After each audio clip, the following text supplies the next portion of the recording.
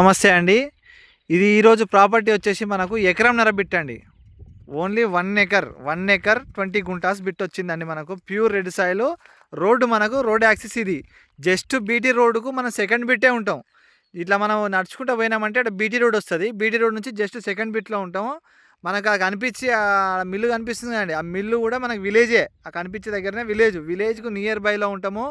Plus మనకు BT రోడ్డుకు second బిట్లో ఉంటాం. ఎకరన్నర బిట్టు పక్కనే ఇట్లా గెస్ట్ హౌస్ ఇట్లా వేసుకొని తోటలు ఇట్లా పెట్టుకున్నటువంటి సైట్ పక్కనే ఉంటాం మనము.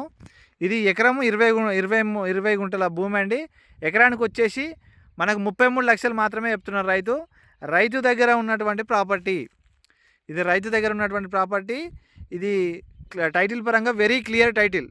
మనకు చుట్టూ బౌండరీస్ కూడా ఫిక్స్ చేసి మీకు చెప్తాను నేను. ఈ చెట్టు కానీ స్టార్ట్ అవుతుంది, స్ట్రైట్గా ఇట్లా కిందికి పోతాం.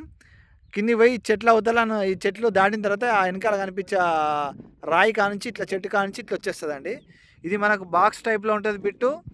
మంచి బిట్టు, ప్యూర్ రెడ్ సాయిల్ పరంగా రెడ్ సాయిల్ భూమి అండి. బీటీ రోడ్డుకు జస్ట్ మనం సెకండ్ బిట్లో మాత్రమే ఉంటాం.